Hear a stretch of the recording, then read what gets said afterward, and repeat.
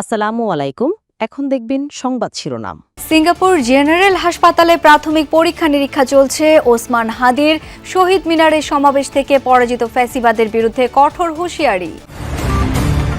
উন্মোচন হলো হামলাকারীদের পালানোর রুট। ময়মনসিংহের হালুয়াঘাট থেকে মোটরসাইকেল জব্দ। সীমান্ত পারের বিষয়টি খতিয়ে দেখছে বিজিবি। বিজয় দিবসে শ্রদ্ধা নিবেদনের জন্য প্রস্তুত জাতীয় স্মৃতিসৌধ। জাতির শ্রেষ্ঠ সন্তানদের স্মরণ অনুষ্ঠানে থাকবে 4 স্তরের কঠোর নিরাপত্তা। শর্ত দিয়ে নির্বাচন বানচালের চেষ্টা চলছে। অভিযোগ তারেক রহমানের, বললেন ষড়যন্ত্রের অংশ হিসেবেই হাদির উপর হামলা। ইনকিলাব মঞ্চের মুখপাত্রের উপর হামলা বিচ্ছিন্ন ঘটনা, দাবি সিইসির, বললেন শঙ্কা নেই ভোট নিয়ে। ক্ষোভ জানিয়ে বক্তব্যের ব্যাখ্যা চাইলেন জামায়াত আমির। উচ্চ মূল্যস্ফীতির ফাঁদে বিশাল জনগোষ্ঠী, কমছে ক্রয় ক্ষমতা। ব্যাংক, বিদ্যুৎ, জ্বালানি সহ 12টি খাতে গুরুত্ব দেওয়ার তাগিদ। আসসালামু আলাইকুম। এতক্ষণ দেখছিলেন সংবাদ শিরোনাম, এখন দেখবেন বিস্তারিত। সিঙ্গাপুর জেনারেল হাসপাতালে ভর্তির পর প্রাথমিক পরীক্ষা নিরীক্ষা চলছে ইনকিলাব মঞ্চের মুখপাত্র ওসমান হাদির। এর আগে তাকে বহনকারী এয়ার অ্যাম্বুলেন্স বাংলাদেশ সময় সন্ধ্যা 5টা 50 সিলেটার এয়ারপোর্টে অবতরণ করে। সেখান থেকে সরাসরি নেওয়া হয় হাসপাতালে। সেখানকার অ্যাক্সিডেন্টস ইমার্জেন্সি বিভাগে তার চিকিৎসা চলবে। এর আগে দুপুর 2টার দিকে তাকে বহনকারী এয়ার অ্যাম্বুলেন্স ঢাকার আকাশ ত্যাগ করে। শাহজালাল বিমানবন্দরে হাদিকে বিদায় দেওয়ার পর প্রধান উপদেষ্টার বিশেষ সহকারী জানান, সিঙ্গাপুরে ওসমান হাদির চিকিৎসা কার্যক্রম তদারকি করবে বাংলাদেশ হাইকমিশন। বেলা 2:05 আগে হযরত শাহজালাল আন্তর্জাতিক বিমানবন্দর ছেড়ে যায় ওসমান হাদিকে বহন করা এয়ার অ্যাম্বুলেন্সটি। হাদির সঙ্গে আছেন তার ভাই আবু বকর সিদ্দিক। এর আগে বেলা 11টা 20 দিকে সিঙ্গাপুর থেকে ঢাকায় পৌঁছায় বিশেষ এই air ambulance. Gulf stream G100 সিরিজের এই এয়ার অ্যাম্বুলেন্সটিতে রয়েছে মেডিকেল সাপোর্টের সব সুযোগ সুবিধা। দুপুর 1:15টায় ওসমান হাদিকে বের করা হয় এভারকেয়ার হাসপাতাল থেকে। তাকে বহন করা অ্যাম্বুলেন্স দ্রুত পৌঁছে যায় শাহজালাল বিমানবন্দরে। পুরো যাত্রাপথে ছিল কড়া পুলিশের নিরাপত্তা। ইনকিলাব মঞ্চের আহ্বায়ক হাদিকে বিদায় দিতে বিমানবন্দরে যান স্বাস্থ্য উপদেষ্টা নূরজাহান বেগম, প্রধান উপদেষ্টার বিশেষ সহকারী ডাক্তার সাইদুর রহমান সহ বিমান বাহিনী ও বিমানবন্দরের ঊর্ধ্বতন কর্মকর্তারা। তারা জানান, সিঙ্গাপুরে হাদিকে দেখভাল করবেন সেদেশে নিয়োজিত বাংলাদেশের হাই কমিশনার ফেরদৌসী শাহরিয়ার।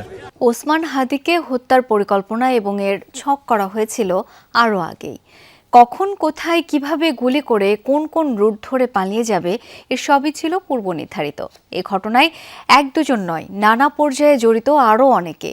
কোন রুট ধরে কিভাবে রাজধানী ছেড়েছে সন্দেহভাজন ফয়সাল আর আলমগীর, তার খোঁজ করেছেন সহকর্মী মশিউর রনি। 12 ডিসেম্বর 2025 শুক্রবার জুমার নামাজের পর অটোরিকশায় করে যখন ওসমান হাদি রাজধানীর বিজয়নগরের বক্স কালভার্ট রোডে বাইতুস-সালা জামে মসজিদের সামনে পৌঁছান, ঠিক তখনই সেখানে পৌঁছায় আগে থেকে ফলো করতে থাকা মোটরসাইকেলের 2 আততায়ী।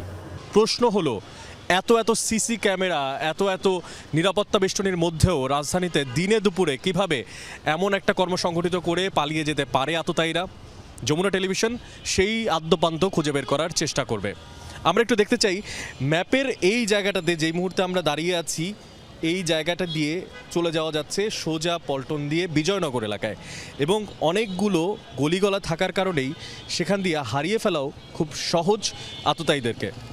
যদি সিসিটিভি পর্যালোচনা করা যায় তাহলে খুঁজে বের করা সম্ভব হতে পারে শেষ অবস্থান কোথায় ছিল আততায়ীদের। বিজয় দিবসে উৎসব নয়, ভারতীয় আধিপত্যবাদের বিরুদ্ধে প্রতিরোধের ডাক দিয়ে র্যালির ঘোষণা এসেছে ইনকিলাব মঞ্চ থেকে। বিকেলে তাদের ডাকে কেন্দ্রীয় শহীদ মিনারে প্রতিরোধ সমাবেশে যোগ দেন বিভিন্ন রাজনৈতিক দলের নেতাকর্মীরা। অন্তর্বর্তী সরকারের বিরুদ্ধে জুলাই আন্দোলনকারীদের নিরাপত্তা দিতে ব্যর্থতার অভিযোগ আনেন তারা। একই সাথে ফ্যাসিবাদের ষড়যন্ত্র রুখে দেওয়ার দৃঢ় প্রত্যয় জানান তারা। ইনকিলাব মঞ্চের মুখপাত্র ও ঢাকা 8 আসনের সম্ভাব্য প্রার্থী শরীফ ওসমান হাদিকে হত্যা চেষ্টার প্রতিবাদে শহীদ মিনারে সর্বদলীয় প্রতিরোধ সমাবেশ। বিকেল 3টায় কেন্দ্রীয় শহীদ মিনারে উপস্থিত হন এনসিপি, জামায়াতে ইসলামী, গণ অধিকার পরিষদ, এবি পার্টি সহ জুলাই সপক্ষের রাজনৈতিক সাংস্কৃতিক সংগঠনের নেতারা। ভারত অর্থ দিয়ে তাদেরকে অস্ত্র দিয়ে। ওসমান হাদির উপর হামলা ভারতে আশ্রিত ফ্যাসিস্টদের কাজ উল্লেখ করে বক্তারা আবারও ডাক দেন জাতীয় ঐক্যের। হাদিকে হত্যা চেষ্টা বিচ্ছিন্ন ঘটনা এমন বক্তব্যের বিরোধিতা করে সিইসির পদত্যাগ দাবি করেন কেউ কেউ। খুনি হাসিনা, নিষিদ্ধ আওয়ামী লীগ, যুবলীগ, তাদের রাজনীতি করার অধিকার নেই, তারা সন্ত্রাসী গোষ্ঠী। যারা বাংলাদেশকে একটি করদ রাজ্য বানাতে চায়, এই বাংলাদেশ আর কখনোই ভারতের দাদাগিরি মানবে না। সময় মতো নির্বাচন হবে এবং সেই নির্বাচনে জনগণের পাশে থাকার প্রত্যয় জানিয়েছেন বিএনপির ভারপ্রাপ্ত চেয়ারম্যান তারেক রহমান। বলেছেন, শর্ত জুড়ে একটি গোষ্ঠী নির্বাচন বানচালে ষড়যন্ত্র করছে। দেশের স্বার্থবিরোধী সেই শক্তি ষড়যন্ত্রের শিকার ওসমান হাদি। বিএনপির ভারপ্রাপ্ত চেয়ারম্যান বলেন, পরিস্থিতির সুযোগ নিয়ে পরাজিত শক্তি নতুন ইতিহাস তৈরির চেষ্টা করছে। বিজয় দিবস উপলক্ষে রাজধানীর ইঞ্জিনিয়ার্স ইনস্টিটিউশনে এই আলোচনা সভার আয়োজন করে বিএনপি, যেখানে ৭১-এর মুক্তিকামী মানুষের অনবদ্য ত্যাগ আর সংগ্রামের পাশাপাশি হানাদার বাহিনী ও তাদের সহযোগীদের নৃশংসতা তুলে ধরেন বক্তারা। ত্যাগের বিনিময়ে আমরা স্বাধীনতা অর্জন করেছি। আলোচনায় গুরুত্ব পায় ফ্যাসিবাদ বিরোধী আন্দোলনের দীর্ঘ ইতিহাস আর সাম্প্রতিক নানা ঘটনা প্রবাহ। বিএনপি নেতারা বলেন, দেশবিরোধী ষড়যন্ত্র রুখে দিতে জনগণ প্রস্তুত। আগামীতে গণতান্ত্রিক উত্তরণকে খুব সহজতর যাতে না হয় সেজন্য বহুবিধ ষড়যন্ত্রের জাল বিছিয়েছে।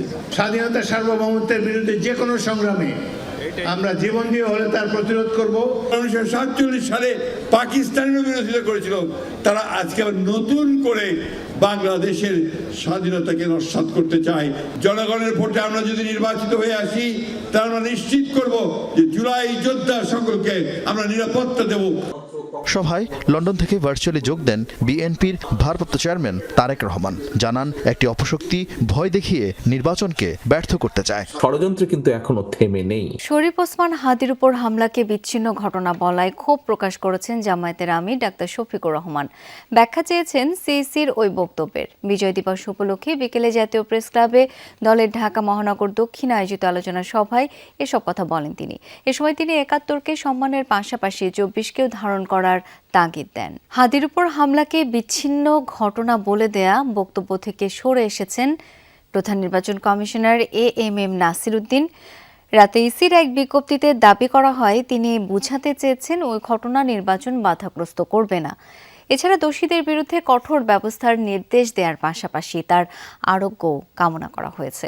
এর আগে সকালে রাজধানীর গুলশানে ইয়ুথ ভোটার অনুষ্ঠানের উদ্বোধনীতে সিইসি জানান, ওসমান হাদির উপর গুলি চালানোকে বিচ্ছিন্ন ঘটনা হিসেবে দেখছে নির্বাচন কমিশন। তাই নির্বাচন নিয়ে কোনো শঙ্কা নেই। তবে সবার সহযোগিতা ছাড়া সুষ্ঠু নির্বাচন আয়োজন সম্ভব নয় বলেও জানান সিইসি। তিনি বলেন, ইসির একার পক্ষে সুষ্ঠু, নিরপেক্ষ ও বিশ্বাসযোগ্য নির্বাচন আয়োজন সম্ভব নয়। দুশ্চিন্তা মাথা থেকে ঝেড়ে ফেলার আহ্বান জানিয়ে প্রধান নির্বাচন কমিশনার জানান, ভোটের সময় আইন শৃঙ্খলা পরিস্থিতি ঠিক রাখতে আইন শৃঙ্খলা বাহিনীকে নির্দেশনা দেওয়া হয়েছে। উচ্চ মূল্যস্ফীতির ফাঁদে পড়েছে বিশাল জনগোষ্ঠী। মূল্যস্ফীতির তুলনায় মজুরি কম, তাই ক্রয় ক্ষমতা কমেছে, বাড়ছে দারিদ্র্য। সবল ব্যাংক খাত প্রতিষ্ঠা না করা গেলে ঝুঁকিতে পড়বে অর্থনীতি। দেশের ১% মানুষের হাতে মোট সম্পদের ৫৪%। এমন অবস্থায় অর্থনীতির ভারসাম্য ধরে রাখতে আগামী সরকারের ১২ অগ্রাধিকার তুলে ধরেছে গবেষণা সংস্থা র্যাপিড। কর কাঠামো সহজ করার প্রতিশ্রুতি দিয়েছেন এনবিআর চেয়ারম্যান।